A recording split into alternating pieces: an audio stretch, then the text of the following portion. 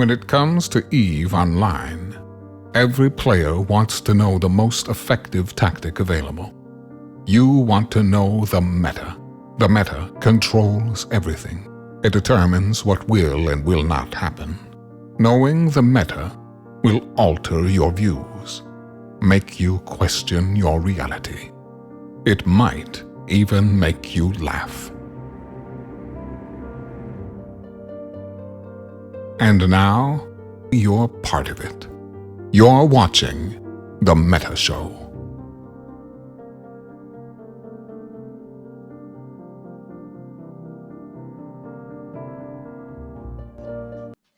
Ladies and gentlemen, welcome to The Meta Show, Fireside Edition. This is our first Fireside Edition of our second season. I'm Brisk Rubal. I am joined by the Matani. And today we have special guest and hero of EVE Online, Dinkle, who's joining us from Brave Collective. We've got a show that's filled with a lot of just talking stuff. I missed the memo. So last week we got together and I'd sort of fallen out of the habit of wearing my blazer on the show, and Merkelchin and Brisk looked so classy last week, and I'm like, okay, well, this time I'm gonna try to unfuck my green screen, and I'm gonna make a point of wearing a blazer, and I'm gonna get back in even combed his hair. Proper form. Yeah, well, actually, a credit to my wonderful girlfriend who unfucked my hair. I no longer look like some sort of fuzzy I don't know what the fuck. I look more like I was looking too friendly. I don't like looking too friendly. I want to make sure that I look just the right level of not friendly. But anyway, so then I turned up with bells on, and here I am. I've got my hair done, and I've put my blazer on, and I see Brisk wearing a sweater, and then I'm like, oh fuck, that's right. It was a fireside. So now I've got a blue Zoom background to try to liven things up a little bit.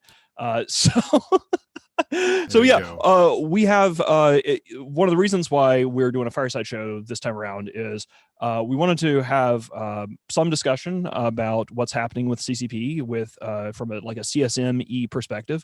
We have some news in terms of space and space war, but it's all just sort of like bits and pieces of stuff that's happening from here and there. And so we're like, you know what? There's no huge big piece of news. There's a bunch of little stuff. Fuck it, let's do a fireside. So here we are. There you go. So for the fireside, at least for the beginning, I just wanted to get on my soapbox for 1 minute, just like a minute or two. Go for it. Go. You can talk about I mean, it's a fireside. You can, if at any point you want a soapbox, you can have a soapbox. We have new soapbox. I have a soapbox now, so I am officially on my soapbox for this section of the segment of the show. So last night on Open Comms, we had a long discussion. Billy came on and we talked about people being mean to each other in the game, and how this war has gone on, and how people watch the Meta Show and then they go and they take what we tell folks and they take it too far in the game and things like that. And I just wanted to reiterate, and we've said this before on the show, guys, we're here to entertain you. This is supposed to be fun. If you're not having fun, if you watch the Meta Show and the show's over and you're angry and you want to go be really mean to people, then we have failed as an entertainment source. I want to make you laugh. I want to make you excited. I want to fire you up. I want to increase your morale. I want to get you to want to go out there and fight, not to want to go find somebody in real life and beat them up. Okay? So if you're watching the show, enjoy the show. It's entertainment. We're going to tell jokes. We're going to tease. We're going to taunt. We're going to spin. We're going to herf blurf. Things I will never do. I will never flat out Brisk. I will never flat out lie to you.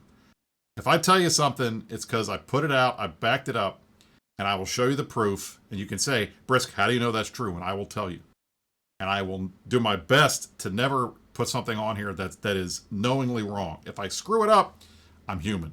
And I've said things that are wrong. I've said things where I didn't think something was going to happen, and then it happened the next week. That's inevitable. But I'm never going to actively try to deceive you with what I tell you on the show. And the second thing is, I'm going to try to do my best not to give ammunition to anybody who wants to take something over the line in the game. So if you really don't like these guys, if you really hate the other side, you need to step up, back away from the keyboard, and recognize that this is a game and we're having fun.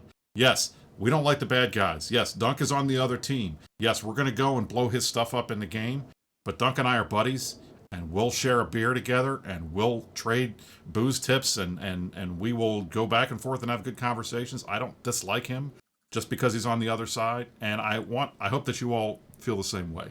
So yes, these guys are coming at us. Yes, it's okay. I have no problems with shit talking local. I have no problems. People want to make fun of me. That's fine. Go right ahead. Don't take it too far. Don't cross the line. Don't go from trash talk to harassment. Don't be that guy. All right. Now I'm confident that the viewers of this show know better, and you guys aren't going to be the ones out there doing stupid stuff. But I promised folks last night that I would say something, and so I'm going to. So I'm a man of my word. If I say I'm going to do something, I'm going to do it. So that's my soapbox. It's pretty easy, and we'll go from there.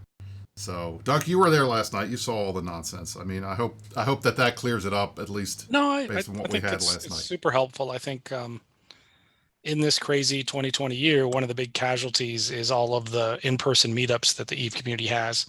And I think that is really difficult, because when you go to an EVE meetup, for those of you that have been to an EVE Uh-oh. No. When you go to an EVE meetup, the lag kicks in, and then and then you can't talk. It's not good. Duck was having internet trouble before, so I'm hoping that's not good. That he's going to be there. He is. He's like about to deliver a message of like peace, harmony, and maturity, and how we all miss hanging out with each other.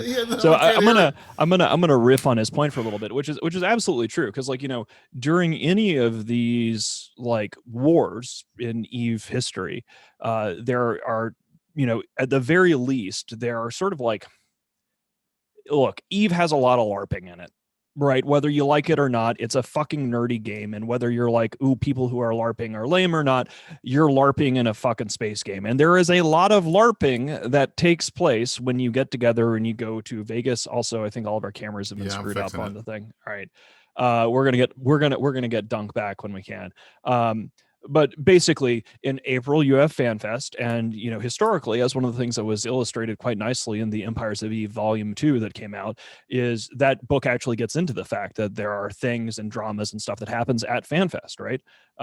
You know, Pro God Legend versus Sword Dragon, some dumbass putting a wizard hat on his head. There's always something crazy that happens at FanFest that tends to impact what happens in the game. And similarly speaking, there is usually a ton of backroom dealing, politicking, and stuff, especially at Vegas, because Vegas is just, I think, a better environment for backroom mobster style scheming, right? It's sort of, it's a whole casino environment. It sucks. Like, I mean, I was thinking about this is just like from a personal perspective. One of the things that I really miss about pre-COVID life is every single month, like, so my social schedule, right? Like what is it like doing Matani things during just a normal year? What have I been missing out on? Well, normally speaking, you got FanFest, so Iceland in April, you got Vegas in October. Usually there's a London meet that we go to in June, right a little bit right after Royal Ascot. In the Imperium, we throw 2 parties a year, or we used to throw 2 parties a year. You would have Summer Swarm and Ice Swarm. So you would have, this is what you're missing out on if you're not in the Imperium. We've had, you know, in addition to like the DJ and all the other things that we do, like the normal social calendar is expanded because we have Ice Swarm and we have Summer Swarm. And Summer Swarm is usually at we try to have it be like one of them will, Summer Swarm will be in Madison, and Ice Swarm will like move around. So we had it in Austin, we had it in Tampa. We occasionally would like get together on an island off the coast of Mexico and fuck around in yachts and stuff like that. So basically there is this tremendous amount of Eve Meet stuff. And of course, depending upon your locality, and this isn't in every place, but at least in Madison, we would have a monthly, you know, Madison monthly meetup. The guys in California would do this too. So like every month you would have like third Thursdays, you'd get together with your Eve buddies and hang out. Then twice a year, you'd have Imperium related parties in different parts of the world. You got FanFest, you got Vegas. Missing out on all this stuff sucks, because as somebody who did a lot of that, just having like the regular getting a chance to hang out with your buddies who you see multiple times a year, even though they're from all around the world. And then when we have a special thing and you like go to Paris, and then suddenly you have all these, friends in Paris, and you do fun things. Missing out on that sucks. I think there's a lot of impacts on that too. There's impacts on it in terms of the CSM, I think. So, because like you guys haven't to bring this away from like me whining about not getting to do what I like to do, which is globe trotting around and hanging out with my space buddies all around the world and flying around and getting in trouble and partying a lot. The lack of in-person meetings has probably affected the CSM as well, because normally speaking, when you have a CSM, the first major opportunity to really do deals and like come to understandings with CCP and figure out what's really going on over there happens at the first in-person summit, not during the summit, but after the summit when you're in a bar with these guys talking to them and finding out what's really going on. And I think that's another casualty of Dunk. We're glad to have you back. Hopefully, can you hear us? Can you use your words? Are you? I can hear you. I apologize for that. It's not your fault. I was riffing on your point, actually. I was actually talking about all of the events that we have missed out on because of the COVID stuff, and then looping that back around to the fact that, we have the CSM, and this is the first CSM where by now they would have had an in-person summit with CCP and had a chance to maybe like talk to them. Because that's the thing, is it's not just that the CSM gets a chance to talk to CCP, it's that CCP gets a chance in an unfiltered, face-to-face, usually with lots of alcohol way of finding out what the ground truth is. Like, because, if I say something on a forum, and CCP people are not going to believe the Matani posted this thing, it must be bullshit. But, if you're in person, you're like 3 shots in, and you're like, yo, dude, this is fucked up, people are more likely to actually sort of bridge that gap and figure out what's happening on the ground. So I wanted to just give you both of you having a CSM experience, a chance to talk about that. So Dunk, welcome back. You were saying. Well, I think my point, you might have covered this, was about in-person meetings. Even if you're not talking to CCP, when you go to these events and you get to meet people for real in real life that are on the other side of Eve, you suddenly realize like they're just a person like me. I could have just as easily been in their group, and they're cool people, and it changes your perspective on them. And I think that because we don't have that, some of the like internet rivalries can just keep getting churned up, and we don't have the in-person things to kind of calm it back down to keep it so non-personal. Back to Brisk's original point. And that's what frustrates about keeping it in the game, as opposed to like, this is a bad person who, snuffs kittens. Like, exactly. I think it's no one's fault, but it is a negative effect of this year, is some of that kind of cooling off that occurs in those things, and the scheming hasn't happened. And I miss the scheming. I love the scheming. It's so much fun. I mean, look, my whole thing, at least with the CSM, is you get a disparate group of guys, you put them together, and they come from different backgrounds in the game, they come from different walks of life, they come from different areas of the world. But you get everybody in a room, you give them a beer, and you sit them down, and you share a meal, break bread together, and it's different. And a lot of the tension and a lot of the questions that somebody might have about somebody's motives or this kind of a thing, it goes away when you can look the guy in the eye. Because that's like, we do these Zoom calls, not everybody's on camera. Not everybody wants to be on a camera or wants to be recorded. So we don't get to see them. I mean, Gavins doesn't use a webcam. Billy rarely uses a webcam. Maria, we'll see every once in a while on a webcam when he can make the meetings, but they're late, so it's hard for him because he's in China.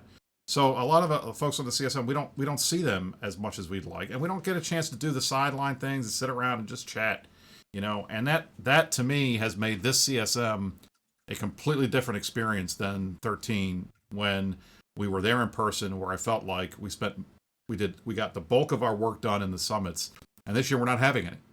And I think that hurts the institution, and I definitely think it makes it harder for us to get stuff done. Now, I will say, we've been able to get some things done, and for as much as we complain, and I know Merc was supposed to be here today, he had a pet emergency, so he wasn't able to join us. We have Duncan here because we kind of have some similar ideas about the stuff, the way that the game is going, at least in terms of the ecosystem stuff. And I know that folks are of the opinion, well, you can't get them off the ecosystem stuff, so what's the point of the CSM? But we've been able to do so many other things. And one of those things I wanted is a segue in to one of the most amazing things that I have seen in a long time, which is a CSM member runs on something, it turns into a meme, but it's still a good idea, and finally gets it in the game. And Dunk, you will be immortalized for that. You pulled it off. Tell us about the big win that we saw on CC a couple days ago that has your name all over it. Literally. Well, first of all, I'm extremely honored that it's they're naming something after me in the game. That was never something I ever could have imagined or requested. I think, for people that go way back, when Brave first started, one of the kind of meme campaigns we had was for hull repair drones. That because we had to repair so much stuff, doing hull damage back in the day of POSs was a real pain in the ass. And I still have my Capital Remote hull repper from those days. And so we would joke about wanting hull repair bots. And on Brave's first birthday, CCP literally said, as a birthday present to Brave, we're putting hull repair bots into the game. So after that was over, I was like, well, that's amazing. What else would I want? And I'm an industrialist and I like salvage, and there was no T2 salvage drones. So it became a meme. And I would put it in my videos I make for Brave, and they'd see little posters up on the wall. I would bring it up at in-person events, when people would line up to talk to the devs. Invariably, I would usually have one serious question and then one like, how about T2 salvage drones? And then when I was on the CSM, I was able to talk to the devs about this, both formally in some of the meetings, which is in the minutes. A lot of times late at night at Ferretta while we were drunk trying to get things done. And I think I gave business like you do. Look, your CSM, people don't want to admit it, but your CSM should be politicians and negotiators. Absolutely. Domain experts are important, but you really want people that can talk to the developers in a way that convinces them of things, not talk down to them. And then I gave an industry presentation in the last CSM summit that we were at, in which I think one of the pages was, that a whole assembled room of 20 something CCP devs was please T2 salvage drones.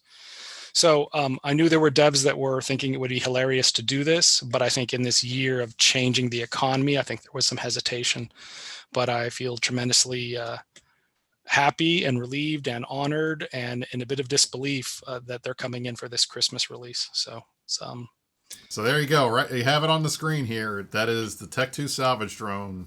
It's on CC right now, and I'm excited. I'm also excited is they didn't just do the Tech 2 salvage drones.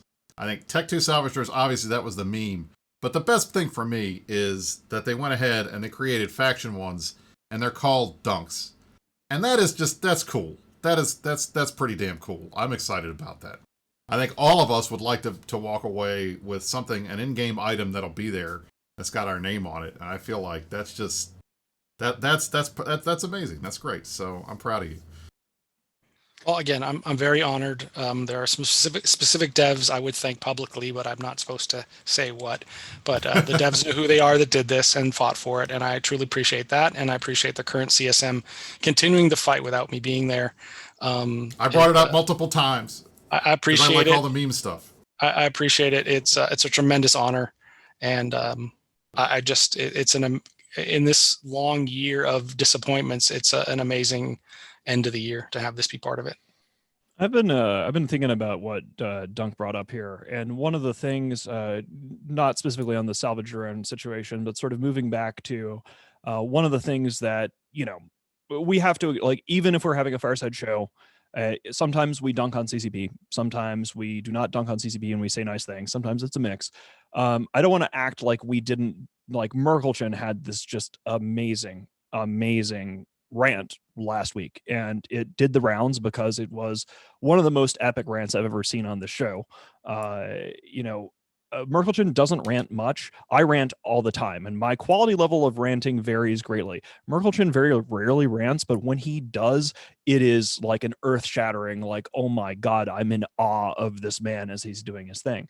And so Merkelchen, if you missed last week or you didn't see one of the clips, Merkelchen was pointing out that essentially it feels like CCP is kind of doing this big famine expansion where instead of carrot and stick, it's just, hey, you have more poverty and misery to look forward to, and the thing that you enjoyed doing, well, you can't do that anymore.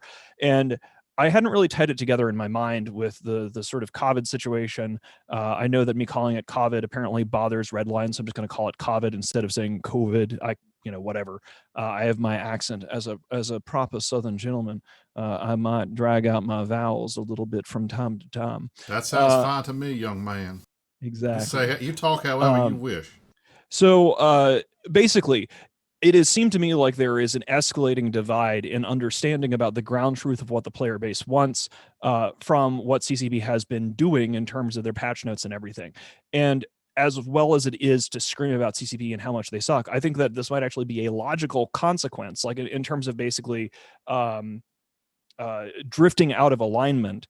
Because the last time that many of us got a chance to really hang out with CCP and have real talk was Vegas last year, right? So more than a year ago in October, we didn't get a chance to hang out with them at FanFest. When I say we, I don't just mean like people who are wearing suits on a meta show or people who are officially CSMs or whatever. It's everybody. Like, everybody gets a chance. When CCP comes to these events, not just like the bigwigs, but the line member staff, it's a great chance to casually and in a more trust-oriented way. Like maybe you're a CCP dev and you don't necessarily trust what you're getting from the CSM or whatever because you're skeptical or who knows what. But if you're drinking a beer with some random dude that you bonded with who happens to be an EVE player of no real consequence or name, and you're talking to this guy and you're finding out how he plays EVE and what's that like. And so I think maybe one of the situations we're in here collectively is that the CCP staff are less in touch with the player base, literally just because multiple times a year, because CCP also has a very big event schedule too when we're not dealing with plague shit. Like they have a community team, they have events groups, like they run around and they meet with the players multiple times a year. And I think that maybe one of the reasons why we're getting like the famine expansion and these confusing things from CCP isn't just like, GER CCP, GER ecosystem stuff, GER this, GER that, the usual stuff. It's just like, we haven't had a chance as a player base and as a company developing a product for that player base.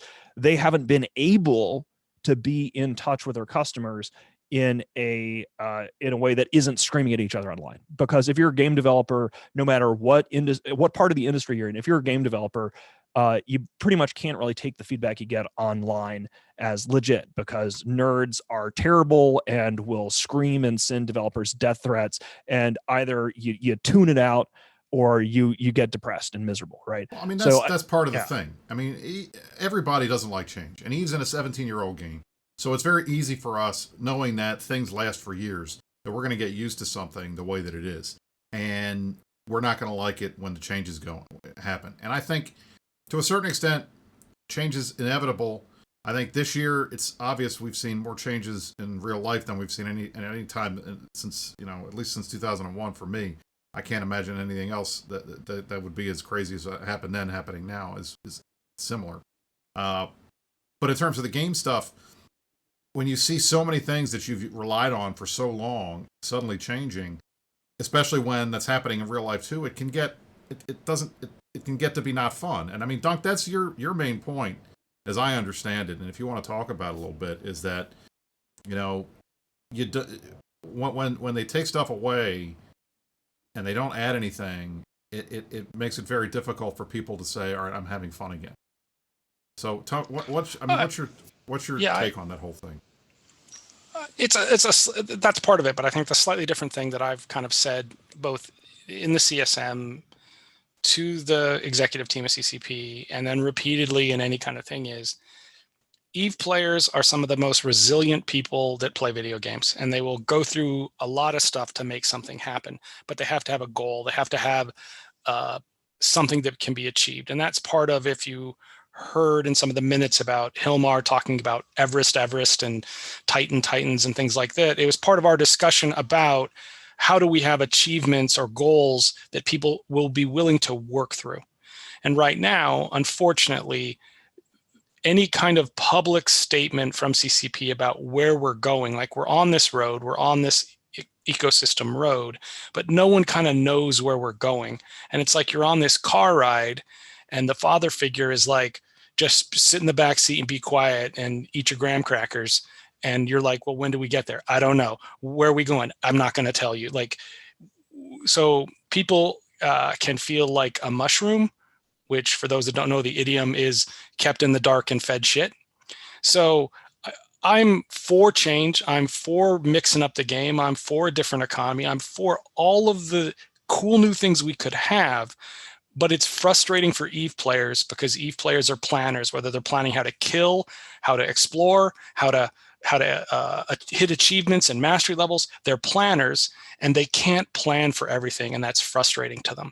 Yeah. So I want to kind of make my point is not so much we shouldn't change the game, right?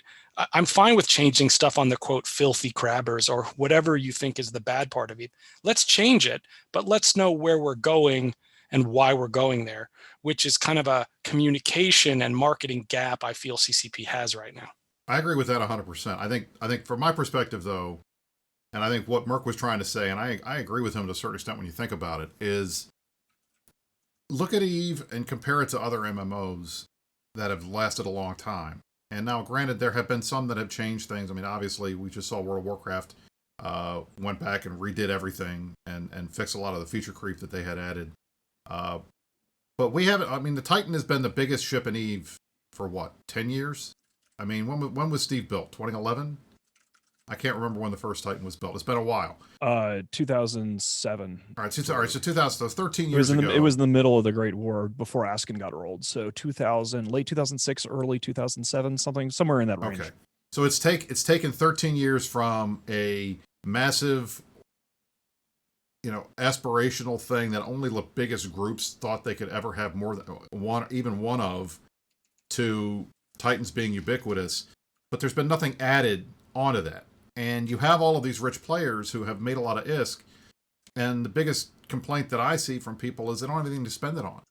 That's why they don't spend it. There's no new big thing coming out. And when you have an ecosystem and everybody's concerned that the level of wealth attainment is unsustainable and there's too much wealth, it's too easy to get, I can understand tweaking some of that. And we spent about the last 2 years tweaking things. But at the same time, when you slam over and over on the supply side, and there's still nothing on the demand side that is changing that makes anybody want to spend their money, then they just don't. And I mean, that's one, for me, at least I'll tell you from where the war has been going. I started the war with about a third of the amount of money that I have right now, because I said I'm going to go out. I had all my stuff in assets, and I cleared out all my hangars. I sold all the extra stuff that I'd been collecting for the last 10, 15 years. I cleaned out all the stuff that I had that I wasn't actively using. I got rid of all my non-doctrine ships, all my random little one-off things, all my hangar candy for the most part. I still have my Zernitra and a couple other things that I like to keep around. But I cleared it all out, so I had liquid ISK, and I've been sitting on the same amount, if not more, for like the last 5 months, because there's nothing else to get. I buy a doctrine ship if I lose it. I'll get SRP if I need it, but in the end, I'm not spending it on anything. So when they don't add new things for veteran players to do beyond what we're already doing, things can seem stale. And the same thing goes for the high-sec guys that want PvE. The biggest complaint I always hear is we need more missions. We need something new to do. And the Abyssal stuff they added is great. They've been adding a lot of PvE content. The trig stuff was all about that and everything. But for those of us remember who know, the trig stuff. There hasn't been a lot of stuff there. It sort of vanished into Pokven, and then right. Well, and now it's just a thing, and people are still trying to figure out where it fits in the game and all. But for me, I would rather, instead of doing stuff like, I wouldn't even say the nerfing of the drone aggro, because I understand where they're going with. I mean, that at least the nerfing of the drone aggro and the rest of that stuff makes sense because they want people to be at your keyboard. But Merc's point was, you're making me pay attention to something that was so boring. The only way I did it was because I didn't have to pay attention to it. Yeah, they're trying to fix a symptom and not the underlying problem. Right. There's something I want to address here, which is one of the points that both of you have made is I think so much of this does come down to communication. And one of the things that we keep seeing from CCP during these dark times of plague and not being able to have in-person communication is essentially they're doing ecosystem stuff. They're not necessarily talking to everybody about everything. There's someone on the moon. The Dunk is on the moon right now. It's pretty awesome. You can let me just go on a little rant here. You want your soapbox up? I'll put your soapbox up. If I have a soapbox, yeah, let's we've got these new Mittens graphics on a now on the soapbox. Fireside. It's There you go. awesome. Okay, so here's the deal. To communicate effectively, you don't have to spill the beans with people, right? On a almost daily basis, I get in front of the entire Imperium, which is a lot of fucking dudes. And I tell people things like, I'm not going to tell you this. I'm not going to tell you that. I can tell you context around this other thing, or like, whatever. I can tell you X, Y, and Z. I'm not going to tell you about this other thing because here's the context around it. And so here's why I can't tell you this. Here's why I shouldn't tell you this. Like a common thing we get on Firesides is what we call future plans questions, which essentially are the free square on Fireside Bingo. Because when people say, what are we going to do about blah, blah, blah, I have to tell them, well, I would like to tell you, but we can't really spill the beans about this because military necessity and whatever. And you can do this if you have built up trust and you have built up a history of being able to show why you did what you did, and that if you can't tell people everything, like if you're CCP's ecosystems team, you can't say, hey, we're going to be nerfing thulium or whatever, because then it would just interfere with the entire process. But you can communicate in a way that still keeps things secret and is still in a way that builds trust and credibility. And part of that involves loop closing, right? Like, so one of the things that we like to do is if something has to be secret that we know is important to people, then a few weeks or even a few months later, in some cases more than a year later, we will then go back and say, this is what we were doing. This is why we did it. This is why we kept it secret, because this builds up a pool of credibility. And then when you need to keep something hidden from people, or you can't tell them exactly what the destination on the family holiday is, you can say, here's why we can't tell you. This is the direction we're headed in. I'm going to try to be open and transparent about all this stuff we can tell you, so you know I'm respecting you as an individual. I'm not trying to just keep you in the dark and feed you shit because I feel like it. And this is something that CCP has been politely very bad at, right? And it's not the kind of thing that they can't do, right? It's just that, in the chaos era into the famine patches, before that, in the dark ages, we had the $1,000 designer jeans situation,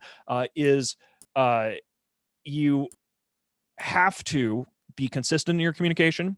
You have to try to build up trust. And one of the other things that is kind of funny coming from me on the Meta Show, but it is a Fireside, so here we go, is you have to display empathy. Right, like this is super important in a leadership position. It's something that like they don't really talk about too much in terms of herf blurf, like alpha male, whatever. But especially if you're a leader of an organization, or if you're taking a company or a player base or people in a different direction, you need to be able to acknowledge that you are moving things and changing things, and openly acknowledge that people are going to be upset, and then provide context for it. And this is the thing that's always kind of struck me as a weird thing about CCP compared to other organizations in different cultures, is that I do this every week. So I know it's not that hard. When I tell my people that I can't tell them everything, my penis does not shrink, right? If I tell people that I recognize that we had to do something that was hard and difficult and that it sucked, I don't feel like less of a man because I empathized with our people about something, even if it was necessary. Like even if it was a situation where, shit happened, like we had a Keepstar get stolen because there was a fuck up. The first thing that I did when we found out that we had the K6 Keepstar got stolen because of whiffing on recycling the unanchoring was I immediately went to the various op channels of everybody that was on the fleet. And I said, okay, guys, I want you to hear this from me first. We were doing this thing. We had to keep it secret. There was a fuck up, and that sucks. It is what it is. Here are the facts. And that is how you take the drama out of a situation, right? Like that is how you defuse, you display empathy, you try to communicate as openly as you can, you acknowledge the pain point, and it's not the end of the fucking world. And it actually doesn't take that much effort for somebody from a position who is like in charge of whatever to say, this fucked up. we're not happy about this fucked up. It sucks for you. It sucks for us. We're all unhappy about it. Let's acknowledge that we're unhappy about it. This is where we're going to try to go. This is what we're going to try to do. How do we move forward? And that's you just don't see the thing, it from and that's CCP. one of the things that I think is funny. And I was on Trash Talk Tuesday on Tuesday, and constant complaining about, oh, the war bond. Why are you telling future plans about war bonds if you don't actually have to do it, and all this other kind of stuff? And I just had to laugh. It's like, guys, we tell our members stuff. And I know there is the belief on the other side that all we do is lie to everybody, but that's not true. And as you mentioned on the Fireside today, and I'm sure the Bads have already started watching everything, the reason for us telling folks is because we want there to be accountability. We want you to hold leadership accountable. I'm a line member. I want to be able to hold the leadership accountable and say, that you guys are not doing what you should be doing. You're wasting our money. I want to be in a position where I have the ability to do that and I have the information. And part of it is just because you can't hide any of this stuff anyway, because in the end, everybody knows what's happening and there's nothing that's secret. Everything is going to get leaked at some point. It's not like, there aren't spies in every organization and some that are at probably at high levels. Who knows? So it's not like you can hide, like in it, we did a deployment. Everybody's going to know where we are relatively soon if they haven't already figured it out. And I think, trying to hide that stuff is pointless and it just makes you look like you don't know what you're doing. And then, but of course, at the same time, the way you present the information also matters, because if you say the wrong thing or if you say something that's not 100% accurate and somebody grabs you, then it turns into a meme for a whole week. And we've seen that. And my response to that has been, I lean into it and make a joke out of it because I think it's funny. And if I say something dumb, I mean, literally, the Fountain Frank exists because I said something dumb on a show, and then literally it happened 3 days later that I said was never going to happen. And I was like, okay, well, that's great. How can I make this a win? And I turned it into something funny. And now you guys have a segment that you like, which is coming up here shortly. But that's how you do it. And if you don't want to do it that way, okay, I guess. But, in the long run, there's nothing, you gain nothing by not telling your people what you're doing or what's going on. It's such a wasted opportunity, like to see, because look, mudflation is an issue in every online game, especially one that's been around for fucking 17 years or whatever. So like the messaging in the chaos era, the messaging about the drifters stuff, the messaging about what we're now calling these famine patches from the ecosystem team. Like, one of the things that annoys me about it is not the fact that this is a bunch of nerfing. It's just like, if they communicated a little bit better and they did the kind of things that we do on a weekly basis, communicating like real time to 1,000 or more people, it's like the stuff we do on the Fireside chats all the time, the stuff that we do in any of the war updates. And it's not just what Goonswarm is doing. It's not just what the Imperium is doing. I would say that every major alliance that is still around in 2020, and some of them are better at this and some of them are worse, but even, and it's going to be serious if I'm going to say something nice about like Pro God Legend, even Pro God Legend does a better job of communicating about facts, realities, difficult things, tough things to his people than CCP does. I don't think he's particularly good at it compared to the rest of us in like Alliance leadership land at all. And so that's more of a knock on CCP than anything. But, seriously, like, this shit is not that hard. Crack any leadership, management, whatever 101 textbook, read something about psychology. Tell people what you're going to do as best as you can. Be consistent as best as you can. When shit happens and you can't be consistent, explain why as best you can and apologize. Declassify stuff after the fact so you can show you were being consistent and you weren't lying to people. It's not rocket science, and this has been going on forever. And so it's just frustrating because I think that they could message the player base the stuff about what we're now calling the famine patches long before it got to the point where we would name it internally. And, the fact that the player base is going, oh yeah, the fan patches, like, this is horrible, this fucking sucks, is something that they could have gotten in front of communication wise a long time ago. Draw out the poison, address the concerns, empathize with the player base a little bit. I mean, goddamn, it's not rocket science. I agree. And I find that a little frustrating. I will say, one question I did want to ask was, I mean, we hear a lot of stuff from both sides in the war. And I know that it has gotten heated, I think, a lot more in the last 2 or 3 weeks for some reason. Maybe it's just because the war's been going on so long and everybody's tired. And it seems like things have been getting mad, but we always hear the the goalposts are moving, and all right, so the test is wants to move. Bad guys are mad, I guess. I guess, but I can't. I've heard multiple times the whole we want to annihilate goons kind of thing, and I just want to ask Dunk, is that your war goal? Do you guys want to do that, or are you just here for fights? Because I don't know. It seems like that there are different groups in the game that all have different goals for this war, and they're not all on the same page. Is that an accurate view of things, or am I wrong? Well, I can only speak for Brave, right? And I can only speak as one of the leaders of Brave. And so the number one thing is, like it's been talked about before, this is a really shitty year for a lot of people, and having people get a modicum of enjoyment out of playing some space, internet, submarine, spaceship games, that's like job number one in my book. Like, people need to have fun. There are people that have been sick, they've lost family members, they can't work, they're out of job. Like, there's a lot of terrible things. And if all we get out of this whole war is for 1 year, we kept people busy and focused on keep stars instead of, emergency rooms, then that's number one.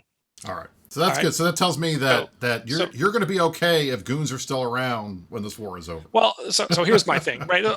My answer is a little more nuanced than that, right? All right. I don't want people to leave playing EVE Online. The more players in EVE Online, the better the game is, right? I would love to have 1 million people playing EVE, right? That would be fucking outstanding and awesome. So I don't want people to leave the game. I wouldn't mind stealing some people and corpse and all those things out of the Imperium, because there's a lot of great people with a lot of great skills and great abilities, and bring them into my world and have them be part of my team. So we feel the same way about you guys. Just so you know. To be honest, like, I would love that, and don't take this you're going to take a negative way. I would love for things to fall apart a little bit on the opponent's side so that we could snatch up some really good people that are good people that we'd love to have on our team. Right. So that's a compliment. Right. That's definitely one of Brave's goals, is when this thing wraps up, however it's going to wrap up in 5 years or whatever it's going to take, that we would come out stronger than we started. And for Brave, and I go speak for Brave, we have been gaining people every week. We have been growing in our strength. We've been growing in our fleet numbers. So for us, this war has been positive. For some people, it's dragging on. There's a lot of logistics. We have kind of our tip of the spear people in some of our corps, our smaller corps that have really been doing yeoman's work in Aquarius. They have been doing a lot of hard work for a long time. But that's why we want to keep growing. We want to keep bringing more people in to get more stuff done. So that's one of our goals. I don't want anyone to quit the game, really. Like, that's not my personal goal, and I don't think that's the stated goal of Brave.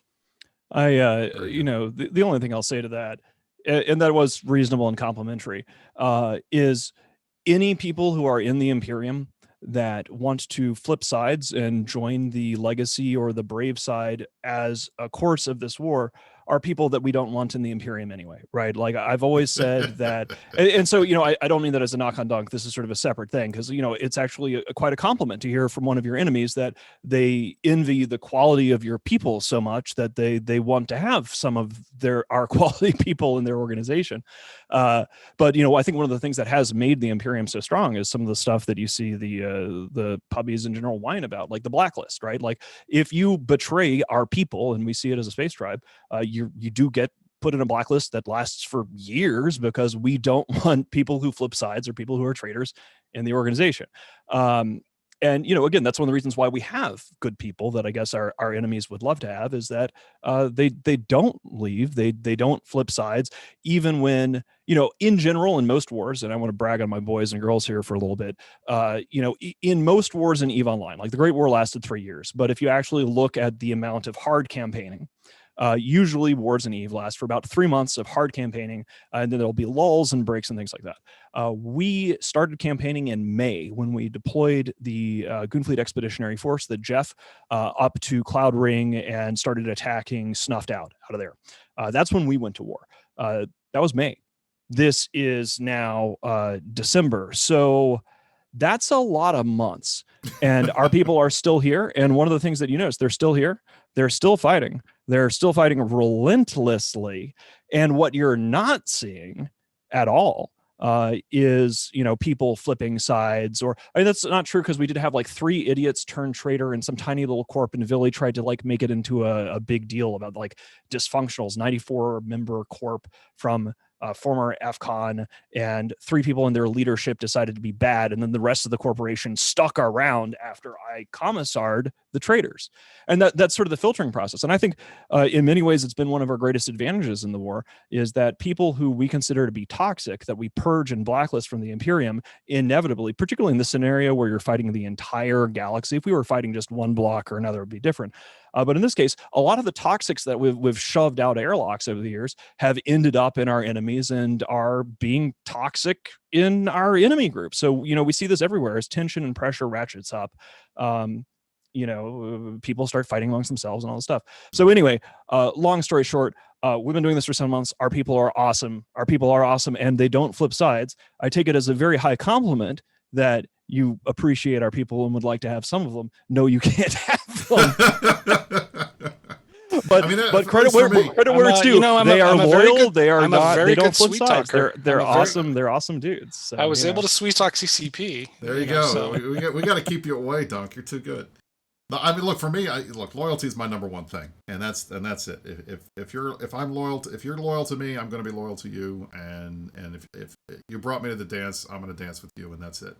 So I'm not going anywhere. That's why I'm still in it all these years, and I will be until they don't want me anymore, and we'll go from there. But we talked a little bit about the war. Do you guys want a war update? Is it time for a war? Can we talk about a couple EVE things real quick? Go right ahead. Sure. So I know we've not been the most pleasant to the CCP dev team, but I have to say the ESS thing is now in the game. And I had my concerns both when I was on the CSM and then after it was released about, is this going to get too gamed? Is it going to be a positive thing? And I have to say, from our point of view, the ESS has been fun. It's brought a little liveliness to the game. It's changed some metas around. It's got some people engaged in fighting that were kind of not so involved with fighting. So I hope people are enjoying the ESS thing. And I think the most striking thing I saw was it was only 2 weeks after the initial release that they were tweaking it to try and make it better, which we just don't see that kind of adjustment from CCP on such a rapid basis very often. So I'm hoping that continues. I'm hoping the ESS continues to be something fun for people both on the bank robber side and the security guard side. But I do want to recognize that for a lot of people, that has been a pretty neat improvement to the game outside of all the resource ecosystem stuff. I was out with Asher last night doing the stuff. It was fun. I wish we could have got more fights. But yeah, when you're out in, late AU time zone, like 4 a.m, there wasn't a lot of guys out, but we had a good time with it. So that's good. And then did you want to talk about the Titan in 1DQ? Oh yeah. I think we're gonna get to that. All right, we'll get to that. So okay. we need a war update, and then after the war update from a special guest, why don't we hear from you about what happened with the we want to hear about that. Fantastic. So, all right, here we go. Time for a war update. Ooh, baby.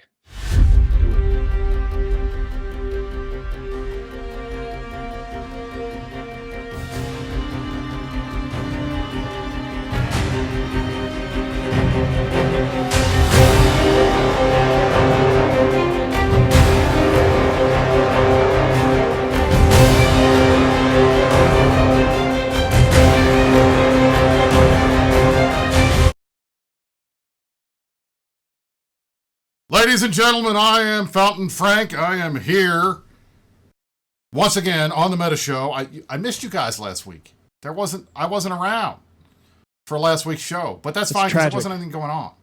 That was all right. I didn't miss it. I took a nap and I got my nails done. It was a great day off. So I want to thank you guys for letting me have a day off. That was great.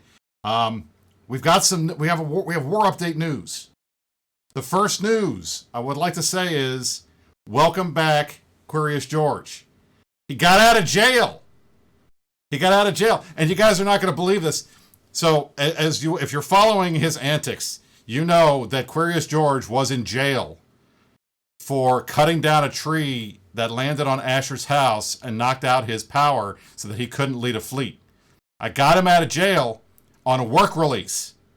And you're not going to believe what his work release job was. His work release job was he was supposed to push the anchor and unanchor button on the KTAC 6 Keepstar to play the games with these guys. So that was it. We're going to do games. That was George's job. You had one job, George. You had one job. And you fucked it up. This is what he does. He's out of jail. He's not out of jail a week before he starts handing out Keepstars to NC Dot. Okay? I don't know what else to do with him. I don't even know what else to do. This is driving me crazy. So you know what? I'm gonna make the best of this. So hold on a second. We're gonna take the beret off. We're gonna put this on. So there you go. All right. NC Dot. Merry fucking Christmas. Have a Keepstar. From your boys in the Imperium. Thanks to Curious George and Brisk. I hope you enjoy it. And for the rest of you, you have presents too.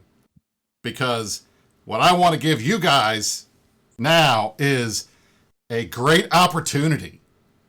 Now, this is not for Imperium members. This is for everyone else because we already have a lot of money. I want you to have a chance to get a lot of money. So Santa Frank wants to introduce Imperium War Bonds for sale right now. Get them here. 10 billion ISK will not get you 100 billion ISK in a year. Make sure you read the fine print. But if you want to buy an Imperium War Bond that I am selling for Christmas, you're never going to better deal of you give me 10 billion ISK and I don't give you 100 billion ISK in a year. I'm telling you guys, this is a great deal. It's like a 1,000% investment return. Okay? And we got them. They're right here. It's a money back, risk-free, 100% guaranteed. That's not true. But it's really right there. It's printed on the bond. You can believe it. Don't. Because that's what it says. So I'm telling you, that's a gift from Santa Frank, again, to you guys. So that I wanted to say. And then the third gift is, this is a gift that I'm giving to Dunk.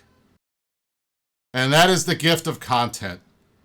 And for those who wanted to know where Init was moving, where are we going? Where's Init going? Fountain is burning again. We never lived in Fountain, guys. Fountain is burning again. Where's Init going? Well, guess what? We're going to curse, and we're going to play and catch all day long with our friends in Brave. You get a deployment, and you get a deployment, and you get a deployment. Everybody gets a deployment. We are coming for you. We're going to have some fun. So with that, I would say Merry Christmas. NC Dot, enjoy your brand spanking new Keepstar.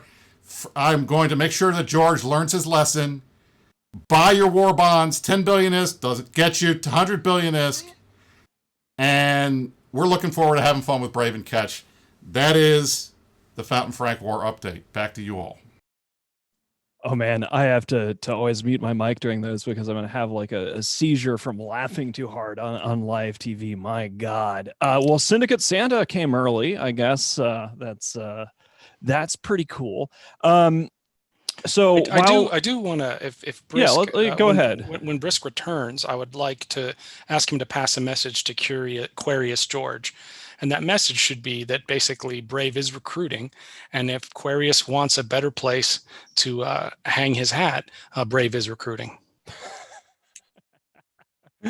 Oh my. Well, we actually have we have some other stuff going on. Don't tempt him, Dunk, and to be honest. Don't tempt him. But seriously, Dunk, something happened that you want to talk about earlier before the war update, which is a Brave Titan being brave in I forgot Q1. Frank forgot to bring that up. That was bad. All right. Yeah. So Dunk, why don't you sort of story time here? What happened with that? I was up late and passed out when that went down, So I was asleep for this entire thing, right? Because I'm a person who gets a good night's sleep every night. So I woke up to my Discord and Slack just exploded of people pinging me. So when I talked to the person who did this, so the person in Brave, Starstorm, is in.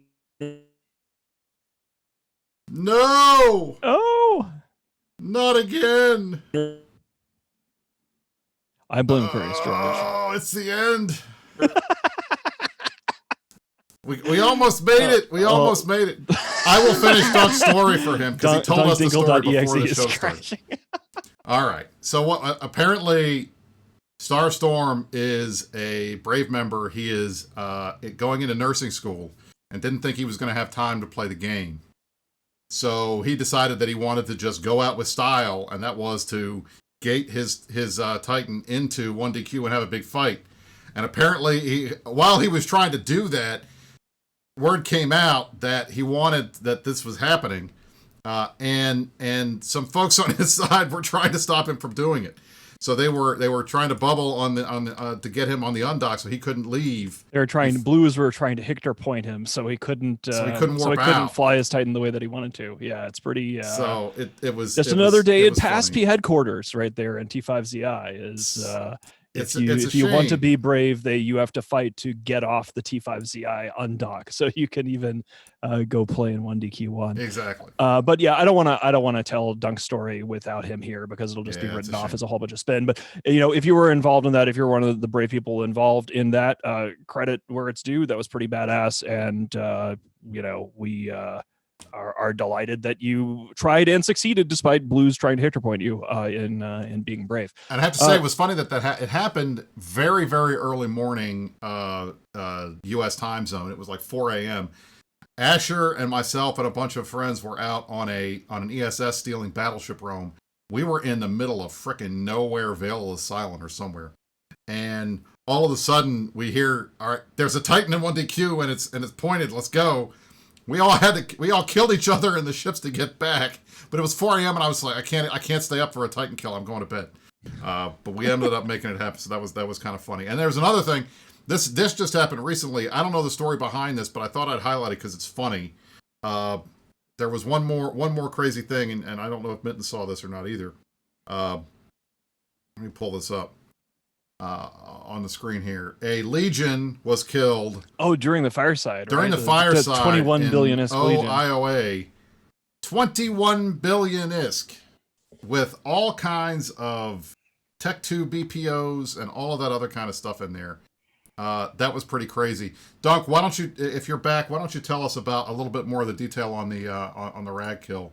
We talked a little bit about it shits itself. Be quick. Yeah, I apologize. This has been a crappy day. It's not your fault, dude. It happens. I have to go reset the router. So Starstorm is going to win Eve, and he had been talking about getting rid of the Titan that he got in last year's Secret Santa that Brave did. And so he was talking about it in comms, I guess, last night. And some of our people mentioned in some of the coordination discords that, like, don't freak out when you see this Titan do this very stupid thing, which brought a lot of concern to people. They didn't know if this was a trap or, like, what is going on? And in times of war, when we're right next door to the enemy, everyone's going to be super suspicious. So I think there was a lot of confusion. There are people that care a lot about kill boards. Brave isn't a big we worry about kill boards group. And if somebody wants to go out with a bang, more power to them. But that's not everyone's attitude. And then there was concerns about what's really happening. Is someone defecting? And so I guess from what I'm told, there were blue Hictors bubbling the keep star so that the Titan could not go into 1DQ. And we had a Sino there, I guess, for them to jump in. And I don't know all the details. I know from the Brave side, evidently this morning, they were all laughing and joking and had a fucking great time, which again is the goal of this whole thing. So best wishes to Starstorm. Taking up nursing in the time of COVID is amazingly brave. You're a brave man. You definitely in the like that. That's best fantastic. traditions of Talk about a Brave good Collective. cause. Right. Yeah. So kudos about that. I apologize to any of our allies for the confusion and any kind of freak out that it might have created. I would have loved to have kept that Titan for Brave's use in the war, but it's his Titan. He's going to do with it what he wants. But that's the story as I understand it. I wasn't there all night. I was sleeping blissfully and waking up as I usually do with a bunch of things to answer in the Slack and Discord for things that happened overnight. As always, the joys of being Alliance bigwig. I'm sure you I'm guys glad... get even more crazy stuff than I get, and I'm a nobody. So I mean, it's one thing to troll PASP about being PASP. It's another thing. So like, I'm glad actually having to break tackle from PASP Hictors to be able to do something like that is just, it's a perfect metaphor. And I think that is what we probably end the show on. Yeah, I'm good. I think that's basically that. We've covered most of the major news. It's a Fireside show. We've got our war updates. there you go. We heard, and yeah, again, congratulations to Starstorm. To quit Eve to go fight against the plague is just about, well, I mean, You're a good man, Charlie Brown. Most noble thing you can fucking do in these circumstances. So I agree. All right. All right, everybody. Well, this has been the Meta Show for December 5th, 2020. It's our first Fireside edition of the second season. I want to thank Dinkle for joining us. I am Brisker Ball alongside the Matani, Pinecones Delenda Est, and you stay classy, New Eden.